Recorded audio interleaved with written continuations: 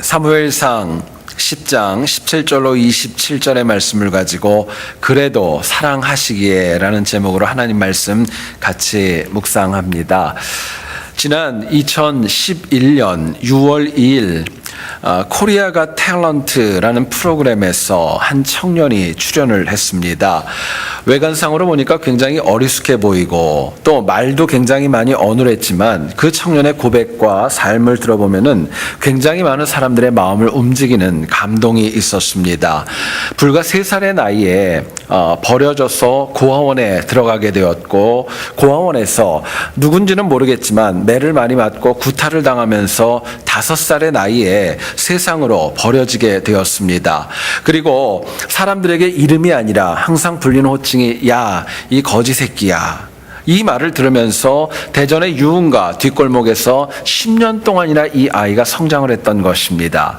그러던 이 아이가 어느 날 나이트클럽에서 굉장히 신나는 세상의 노래가 아니라 클래식을 듣게 되면서 아이의 마음에 굉장히 큰 도전이 생깁니다. 아이의 마음에 처음으로 이런 마음이 생기는 거예요. 내가 이제는 살아와야 될 이유가 있다. 살고 싶다. 하고 싶은 일이 있다. 비전을 마음에 품게 되었던 것입니다. 그래서 무작정 음악을 배우고 싶다는 일념으로 당시에 성악을 공부하는 어떤 분을 찾아가서 배움을 얻게 됩니다. 그러면서 시간이 지나면서 이 아이가 음악을 배우게 되었고 누군가에게 사랑을 받는 비결을 배우게 되었고 또 하나님을 믿는 신앙도 역시 배우게 되었습니다. 그리고 TV에 출연해가지고 넬라 판타지아라는 곡을 갖다가 참 너무나도 감동적으로 불렀습니다. 결국 이 주인공이 최성봉이라는 청년인데요. 어둡고 긴 세월을 이기고 이제는 정말 세계적으로 유명한 그런 이름이 될 정도로 아주 유명 인사가 된 사람이 있습니다. 저희들이 예배 시간이지만 잠깐이지만 한 5분가량의 동영상이 있습니다. 여러분들 보시고 하나님 말씀을 계속 같이 나누었으면 좋겠습니다. 유난히 평범해 보이는 한 청년이 다음을 준비하고 있습니다. 저는 22살 최성봉이라고 합니다. 제가 좀 되게 어두운 데에 계속 살았거든요. 지금도 여기 도전한 것도 너무 막 마음이 좀 되게 무겁고 좀 많이 그런데 남들처럼 그 사람처럼 되고 싶어서 노래는 못하지만 그래도 부를 때만큼 그래도 좀 내가 아닌 다른 사람이 되는 기분 좀 그런 것 같아요. 여기 지원사를 보니까 최성봉 씨 가족상에 아무도 기재가 되어 있질 않아요. 제가 3살 때 고아원에 이렇게 맡겨졌는데요. 5살 때 고아원에서 구타를 맞아가지고 도망쳐 나왔어요. 그러고서는 그럼 어떻게 사셨습니까? 고아원에서 나오셨으면? 5살 때부터 그냥 껌 같은 거 팔면서 바카스나 이런 거 팔면서 그냥 뭐 그렇게 생활을 했고요. 10년 정도. 누군가와 같이 생활을 했나요? 아니요, 혼자. 혼자 5살 때부터? 네. 거의 한 10년 동안 그렇게 살았어요. 자는 곳은 그냥 계단이나 이렇게 화장실, 공동 화장실이나 이런 데서 10년 동안 거기서 이렇게 뭐 하루살이처럼. 공부는 하셨나요? 학교는 다니셨나요? 아니요, 저 초등학교, 중학교 검정고시 받고요. 학교는 고등학교를 학교를 한 곳을 처음 가봤어요. 대단하시네요. 대단하십니다. 네. 오늘 노래를 보여주실 건가요? 네. 평소에 노래를 즐겨 부르셨나요? 그냥 즐겨 부른다기보다는 하루살이처럼 계속 살았다가 처음으로 좋아했던 게 음악이어서 많이 부르진 못해도 되게 좋게 봐요. 좋아해요. 네. 노래 들어볼게요.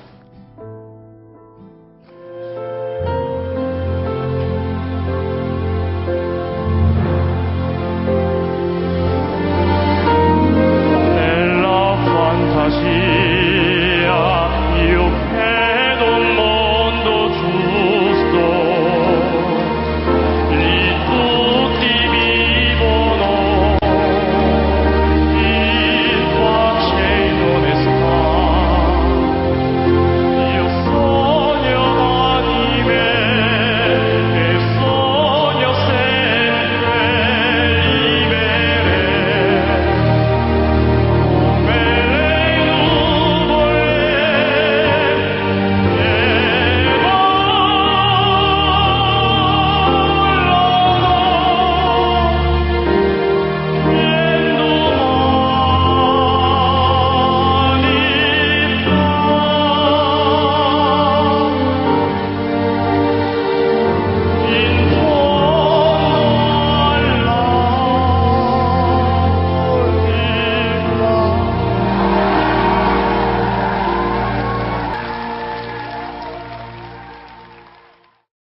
여러분들 이 동영상을 아마 아시는 분도 있을 것이고 처음 보는 분도 아마 있을 것입니다.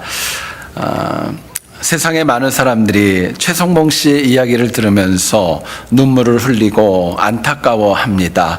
솔직히 저도 어느 날 갑자기 이 동영상을 제가 보게 되었습니다. 그런데 일을 하다가 이거를 몇 번을 봤는데 얼마나 많이 울었는지 몰라요. 그런 마음이 들었습니다. 너무너무 안 되고 불쌍해서 참 많이 울었고요. 어떻게 이렇게 어린 영혼이, 젊은 영혼이 이렇게 기구한 인생을 살아갈 수 있을까? 그런 마음이 참 많이 들었습니다. 그러면서도 하나님을 알았던 이 영혼의 그 고백을 보면서 제 마음에 들었던 이런 생각이 있었습니다. 참 안 됐지만, 너무너무 불쌍하지만 그래도 하나님께서 저 영혼을 사랑하시는구나, 참 많이 귀하게 여기시는구나 깨닫게 되었습니다. 여러분, 하나님께서는 이 땅에 태어난 영혼이 비록 부족해도 사랑하셔서 독생자 예수 그리스도를 이 땅에 보내셨습니다. 문제는 세파에 시달려 하나님의 사랑을 모르고 살아가는 영혼이 있는 반면에 그럼에도 불구하고 하나님의 깊은 사랑을 깨닫고 살아가는 인생도 있습니다. 물론 인간은 죄인이고 부족해서 다양한 죄악을 알고도 짓고 모르고도 짓는 경우들이 얼마나 많이 있습니까? 그러나 그럼에도 불구하고 하나님께서 죄인인 우리들과 또 주변에 있는 많은 사람들을 사랑하고 있다는 걸 저희들에게 성경은 이야기합니다. 오늘 본문을 보면 이스라엘이 하나님께 왕을 구함으로 인해서 사무엘은 물론이고 하나님의 마음까지도 굉장히 많이 아프게 했습니다. 그래도 하나님께서는 이스라엘을 사랑하셨고 본문에서 드디어 사울이라는 영혼을 요청한 대로 왕으로 세워주셨습니다. 핵심은 이것입니다. 이스라엘이 부족했습니다. 고집도 있었고 아집도 있었지만 하나님이 그 영혼들을 사랑하셔서 리더를 그들의 뜻대로 세워주셨다는 것입니다. 감사하게도 그렇게 하나님의 큰 사랑이 바로 오늘 우리에게도 동일하게 역사하는 줄을 믿습니다. 여러분, 오늘 본문을 통하여서 죄인인 우리를 그래도 사랑하시는 하나님 안에서 어떻게 살아가야 될까? 본문이 주는 메시지 같이 한번 나누어 보길 소원합니다. 첫 번째로 생각할 것, 우리를 그대로 사랑하시기 때문에 모든 문제가 있을 때 하나님 앞으로 나오셔야 됩니다. 하나님 앞으로 나오는 지혜가 저희들에게 필요한 거예요. 19절을 한번 보시죠. 너희는 너희를 모든 재난과 고통 중에서 친히 구원하여 내신 너희의 하나님을 오늘 버리고 이르기를 우리 위에 왕을 세우라 하는도다. 그런즉 이제 너희의 지파대로 1000명씩 여호와 앞에 나오라 이야기합니다. 여기서 우리가 주목해야 될 말이 있습니다. 여호와 앞에 나오라라는 말입니다. 히브리 원어인 파네라는 단어는 누구누구의 면전에, 누구누구의 앞에라는 뜻을 가지고 있습니다. 왕이신 하나님을 버렸습니다. 그리고 왕을 구해서 범죄했던 이스라엘이 세상으로 향하지 아니하고 하나님 앞으로 나와 섰습니다. 또 17절도 여러분 한번 보세요. 사무엘이 백성을 미스바로 불러 여호와 앞에 모으고라고 이야기합니다. 물론 이스라엘이 자의로 자기 결단으로 나왔던 것은 아니었습니다. 비록 사무엘의 교훈이 있었지만 이스라엘 백성들 하나님 앞에 나왔고 하나님 앞에 섰기 때문에 그들이 원하는 것과 하나님의 사랑을 체험할 수 있었던 것입니다. 여러분, 인간이 부족하고 연약해서 하나님 마음을 아프게 하고 범죄할 때가 우리들에게는 참 많이 있습니다. 그러나 그럼에도 불구하고 어떤 경우에도 어떤 어려움이 있어도 내가 비록 하나님 앞에 떳떳하지 못해도 하나님 앞에는 그 앞으로 나오셔야 됩니다. 하나님 앞에 쓰셔야 돼요. 하나님 앞에 나와야 내 부족함과 연약함이 하나님 주시는 은혜로 채워질 수 있기 때문에 그렇습니다.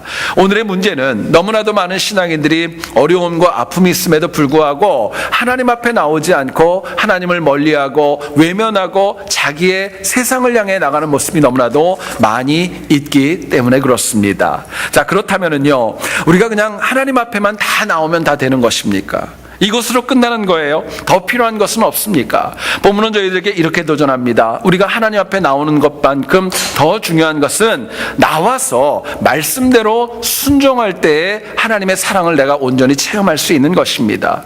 나오는 게 다 되는 거 아닙니다. 하나님 앞에 나오셔서 말씀 주시는 대로 순종하는 지혜가 필요한 것입니다. 본문 21절 한번 보세요. 베냐민 지파를 그들의 가족별로 가까이 오게 하였더니 마드리의 가족이 뽑혔고 그 중에서 기스의 아들 사울이 뽑혔으나 그를 찾아도 찾지 못한지라 말씀합니다. 우리는 이스라엘 백성들이 사무엘의 말을 듣고 미스바로 기쁜 마음으로 나왔는지, 어쩌면 어쩔 수 없이 정말 끌려서라도 하나님 앞에 나왔는지 우리는 알 수 없습니다. 근데 분명한 것이 있습니다. 왕을 세우고자 그들은 하나님 앞으로 사무엘의 말을 듣고 순종해 왔던 것입니다. 사무엘의 말에 순종해서 모든 12지파가 오게 되었고 1000명씩 쓰게 되었고, 그러한 가운데 하나님께서 베냐민 지파를 선택하셨고 마침내는 사울이 뽑히는 역사를 보여주셨던 겁니다. 성경은 왕이 세워지기까지 이스라엘이 사무엘과 하나님 앞에서 온전하게 순종해 나갔다는 것을 저희들에게 분명하게 말씀합니다. 결국 이스라엘이 하나님의 사랑을 잃지 않았던 이유가 있습니다. 하나님 앞에 나왔기 때문에 그것으로 다 됐던 것이 아니었어요. 더 중요한 것은 하나님 앞에 나왔고 말씀대로 순종하는 결단과 지혜가 있었기 때문에 하나님이 그들을 인정하시고 원했던 왕을 세워주셨던 것입니다. 여러분, 꼭 우리가 잊지 말아야 될 하나님의 말씀이 있습니다. 순종하시면은요, 우리가 곁길로 간다 할지라도 하나님 앞으로 나올 때 문제가 해결되어집니다. 그러나 순종하지 않으면 아무리 하나님을 사랑한다 할지라도 거기엔 아무 능력 없는 거예요. 결국 어쩔 수 없이 우리 몸만 하나님의 성전 앞에 나와 있는 것, 사실은 그것은 능력 있는 거 아닙니다. 오히려 진정으로 하나님 앞에 순종하는 마음으로 나올 때 하나님이 그 영혼을 통해 역사하시고 사랑을 보여주시고 미래를 열어 가시는 것입니다. 창세기를 보시면 22장 1절에 이런 말씀이 나옵니다. 하나님이 아브라함을 시험하시려고 그를 부르시되 아브라함아 하시니 그가 이르되 내가 여기 있나이다 말씀하지요. 창세기 21장 전장을 보게 되면 약속의 자녀였던 이삭이 육체의 자녀였던 이스마엘에게 어떤 모함과 또 어려움을 당하는 장면을 저희들에게 보여줍니다. 아브라함은 여기에 마음이 좋지 않았고 사라도 좋지 않았기 때문에 하갈과 이스마엘을 쫓아내죠. 그러나 아버지였던 아브라함의 마음은 편하지는 않았습니다. 그런데 이 일이 있고 그렇지 않아도 마음도 착잡하고 쉽지 않은데 하나님이 아브라함을 부르십니다. 그리고 아브라함은 하나님 앞에 쓰게 되었고요, 하나님께서는 그런 아브라함을 향하여 시험하시듯 말씀을 주십니다. 너의 독자 이삭을 모리아 산에서 번제로 드리라는 거예요. 번제로 드리라는 것입니다. 어쩌면 성경에서 가장 순종하기 어려운 이야기를 하나님이 아브라함에게 말씀을 주시는 것입니다. 놀라운 것은요, 아브라함이 하나님 앞에 쓰는 거 회피하지 않았습니다. 말씀하신 그대로 순종해 나갔기에 성경과 역사에서 믿음의 조상으로 그 영혼의 인생이 기록되어질 수 있었던 것입니다. 이유가 있습니다. 하나님 말씀하신 것이 쉬웠기 때문에 그런 거 아닙니다. 어려웠지만 그럼에도 불구하고 순종하였을 때 하나님의 사랑은 더 깊어지게 나타났던 것입니다. 여러분, 우리는 그런 얘기 참 많이 합니다. 순종이 제사보다 낫다고. 여러분, 저희들 참 많이 얘기를 하죠. 그런데 하나님의 마음을 흡족하게 하기 위한 순종의 전제가 있습니다. 그렇기 때문에 순종하는 거 아닙니다. 그럼에도 불구하고 순종하는 거예요. 누구나가 다 그렇기 때문에는 다 할 수 있는 겁니다. 그러나 그럼에도 불구하고 힘들고 어렵고 아니라고 여겨지는에도 불구하고 하나님 말씀 앞에 순종하는 거, 그게 믿음입니다. 순종이라면 내 뜻과 고집을 내려놓아야 하고 내가 그릇될 수 있다는 것 인정하셔야 됩니다. 순종하려면 말만이 아니라 진심으로 하나님의 뜻만이 온전하다는 것 인정하고 따라가는 지혜와 결단이 저희들에게 필요한 것입니다. 그러나 저를 비롯한 우리는 고집과 아집과 선입견, 내 생각이 너무 강해서 말씀대로 순종하지 못할 때가 참 많이 있습니다. 여러분, 가만히 한번 생각해 보세요. 몰라서 순종하는 건 하나님 뭐라고 안 하실 수도 있어요. 근데 교회에 나와서도 말씀을 들었음에도 불구하고 순종하지 않는다는 것은, 그거는 우리에게 변명의 여지가 없는 것입니다. 여러분, 순종하면 하나님 주시는 복이 있어요. 때로는 내가 가지고 있는 거 내려놔야 될 때도 있고요, 손해볼 수도 있어요. 때로는 내가 자존심이 상할 수도 있어요. 그러나 하나님께서는 내가 내려놓은 것보다 더 큰 것을 역사해 주시기 때문에 순종이 능력이 있는 것입니다. 여러분, 순종하시면은요, 하나님이 책임지시는 거예요. 내가 내려놨던 모든 것들 다 채우시고 세우시고 더 큰 것으로 이끌어 가시고 하나님께서 가장 선한 것으로 승리로 저희들의 삶을 책임지시고 채워주시는 것입니다. 여러분, 그렇기 때문에 우리가 정말 필요한 것이 있습니다. 오늘 이 시대를 사랑하는 신앙인들은요, 순종의 능력은 알고 있지만 실제적인 순종이 없기에 사실은 넘어지고 하나님의 사랑을 인지하지 못하고 살아갈 때가 참으로 많이 있는 것입니다. 여러분, D.L. 무디를 아실 거예요. 무디가 자신의 제자이자 동역자인 R.A. 토레이 목사님과 시카고에 있는 고층 빌딩에 올라가서 대화한 내용 중에 이런 내용이 있었다고 합니다. 무디가 시카고 전경을 바라보면서 갑자기 이상한 이야기를 이 토레이 목사님에게 했던 것입니다. 뭐라고 얘기를 했냐면요, 여보게 토레이, 나는 하나님께서 내게 여기서 뛰어내리라고 명령을 하셔도 지금 당장 나는 뛰어내릴 수 있어. 이야기를 하더래요. 여러분, 하나님이 무디한테 그런 거 안 시키겠죠. 그럼에도 불구하고 하나님 말씀하시면 뭐라도 순종할 만한 각오가 되어 있는, 길지 않은 그런 고백이었지만 능력이 있었던 것입니다. 여러분, 제가 설교를 준비하면서 우리 아이들이 많이 부르고 우리가 어렸을 때 많이 불렀던 동요가 생각났습니다. 깊은 산속 옹달샘 누가 와서 먹나요? 그 다음 뭐죠, 가사가요? 미국 생활을 하도 오래 하셔가지고 새벽에 토끼가 눈 비비고 일어나 물만 먹고 가지요, 이렇게 얘기를 합니다. 저는 그게 참 이해가 안 가요. 아니, 왜 물만 먹고 가요? 좀 딴 것도 좀 하고 가지. 근데 그 가사가 생각이 났어요. 여러분, 오늘 우리의 문제가 뭘까요? 오늘을 사랑하는 신앙인들의 문제가 있습니다. 눈 비비고 교회에 오지만 교회 마당만 밟고 갑니다. 교회 마당만 밟고 가는 거예요. 여러분, 제 얘기를 잘 들어보시죠. 교회에 왔다고 끝나는 거 아닙니다.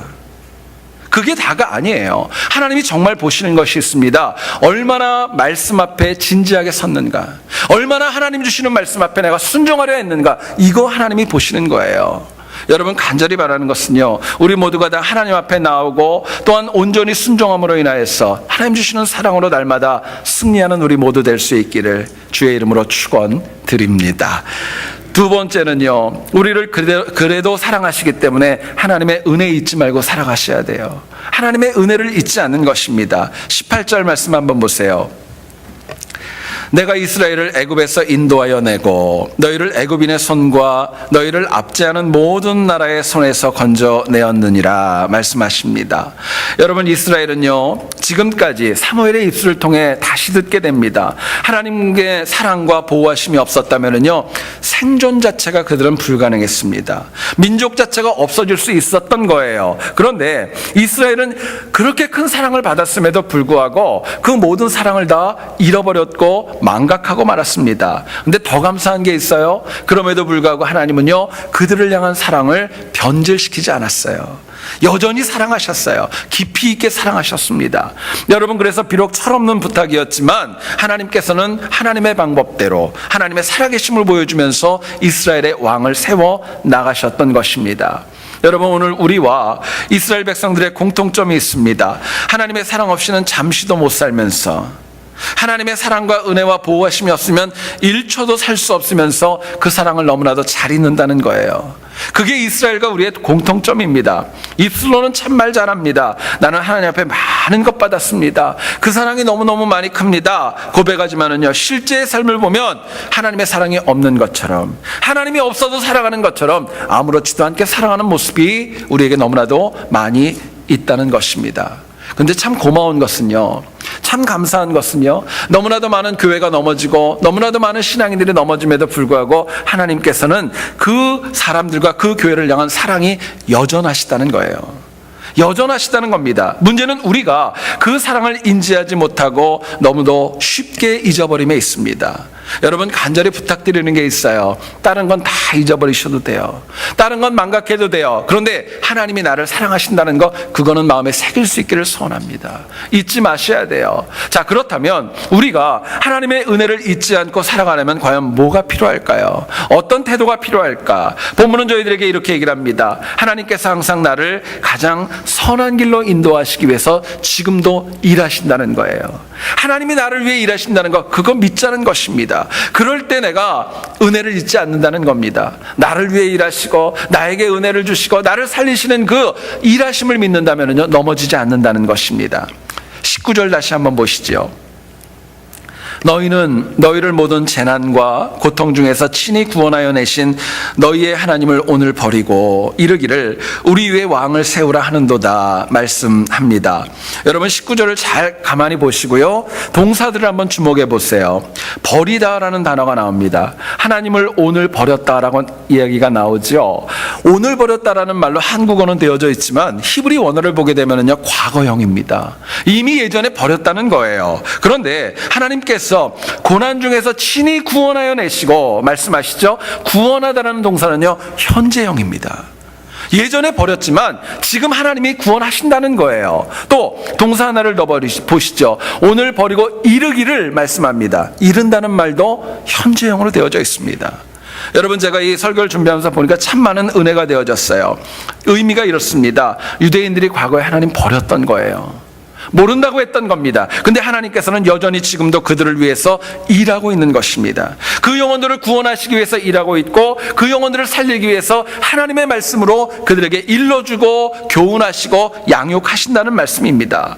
여러분 하나님의 사랑 표현은요 우리를 사랑하신다는 것은 내가 원하는 거 다 달라는 거 그거 다 주는 게 사랑이 아닙니다.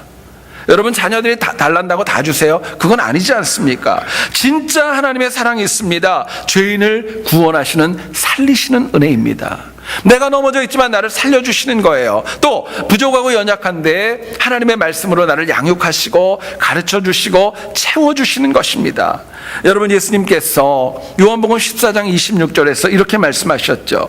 보혜사 곧 아버지께서 내 이름으로 보내실 성령 그가 너희에게 모든 것을 가르치고 내가 너희에게 말한 모든 것을 생각나게 하리라. 하나님 말씀해 주시겠다는 거예요. 여러분 주님의 은혜, 주님의 채워주심, 하나님의 일하심은 구체적입니다. 실제적이에요. 이론적이고 추상적인 거 아닙니다. 하나님께서 강팍한 우리 심령을 말씀과 은혜로 두드리시는 거예요. 일어나라고, 깨라고, 또 구원의 능력을 가지라고 저희들에게 말씀하시고 있습니다. 갈 길을 몰라서 헤매고 방황할 때 하나님 말씀을 통해서 우리 인생의 등을 보여주시고 빛을 보여주십니다. 실제로요 다시 말씀을 드리지만 하나님 없으면 여러분 살아갈 자신이 있습니까? 1분도 못 살 거예요. 하나님 주시는 은혜가 없다면 저희는 살아갈 수 없습니다. 여러분 그렇기 때문에 우리가 하나님의 은혜 나를 위해 일하시는 하나님을 저희들이 믿는다면 우리도 해야 될 게 있어요. 주님의 나라 위해서 우리도 일하셔야 돼요. 우리도 일하고 헌신하는 지혜가 저희들에게 필요한 것입니다. 사람이 일을 한다는 게 중요한 게 아니에요. 누구를 위해 일하는 것이 중요한가? 이게 더 중요한 문제입니다. 하나님을 위해 일할 수도 있고 내 정욕을 위해 일할 수도 있는 것입니다. 그렇기 때문에 이 결과는 너무나도 달라요. 다윗이 하나님의 은혜에 감사해서 하나님을 위해서 일할 때는요 모든 일이 형통했습니다. 성경을 보면 그렇게 얘기를 합니다. 다윗이 가는 곳마다 승리하였더라. 하나님이 함께하였더라 그렇게 말씀합니다. 그런데 다윗이 하나님을 위해 일하지 않고 왕궁 지붕에서 밧세바가 목욕하는 것을 보았을 때는 어땠습니까? 밧세바가 충직한 부하였던 우리아의 아내라는 것 모르지 않았습니다. 정욕에 눈이 멀었고 범죄하고 말지요. 자신의 쾌락과 정욕을 위해서 일하게 되니까요 누가 뭐라 그래도 양심의 가책 전혀 없어지는 것입니다. 심지어는요 다윗과 같이 위대한 영혼도 다윗처럼 정말 믿음의 그 선진도 하나님을 위해 일하지 않고 자기를 위하고 쾌락을 위해 일하니까 나중에는요 아무것도 얻지 못하는 지경까지 가고 말았던 거예요. 여러분 당연히 하나님께서 범죄 중인 다윗을 위해서 일하셨지만 그것도 다윗은 몰랐던 것입니다. 여러분 우리가 무엇인가를 일을 한다는 것 참 중요한 것입니다. 내가 할 일이 있다는 건 내가 살아가야 될 이유가 있다는 거죠. 아직 내가 이 땅에 필요하다는 것입니다. 중요한 것은요 일을 한다는 게 중요한 거 아닙니다. 누구를 위해 일하는가 이게 더 중요한 거예요. 하나님을 위해 일하는 지혜가 저희들에게 필요합니다. 여러분 저는 여러분들이 하나님 나라에 가는 그날까지 하나님 위해 일하는 승리가 있기를 축원합니다. 이거 있으셔야 돼요. 하나님 위해서 일하는 지혜가 저희들에게 필요한 것입니다. 다만 그냥 교회에서 어떤 일을 한다는 거 그냥 내가 하나의 역할을 감당한다는 거 그것으로 만족하는 거 그건 하나님 기뻐하는 거 아닙니다. 더 중요한 것은요 그냥 일한다는 것보다 하나님의 영광을 위해 일하는 지혜가 필요합니다. 내가 이거 함으로 인해 하나님의 이름이 높아지고 몸된 교회가 서간다는 거 그 영광을 위해 일하는 지혜가 필요한 것입니다. 여러분 사람을 한번 보세요. 누구 탓할 거 없습니다. 저도 그렇고 우리 다 다 그래요. 하나님을 위해 일한다고 하지만은요, 우리 넘어질 때 참 많이 있지 않습니까? 변덕이 있을 때 있지 않습니까? 시험에 들 때도 있지 않습니까? 변질될 수 있는 거예요. 근데 중요한 것은 누구도 아니라 내 자신이, 먼저 내 자신이 하나님을 위해 일하는 지혜와 결단이 저희들에게 필요한 것입니다. 그래야 하나님이 주신 은혜 잊지 않고 사랑으로 살아가는 것입니다. 지난주에 어떤 칼럼에서 읽었던 내용을 소개합니다.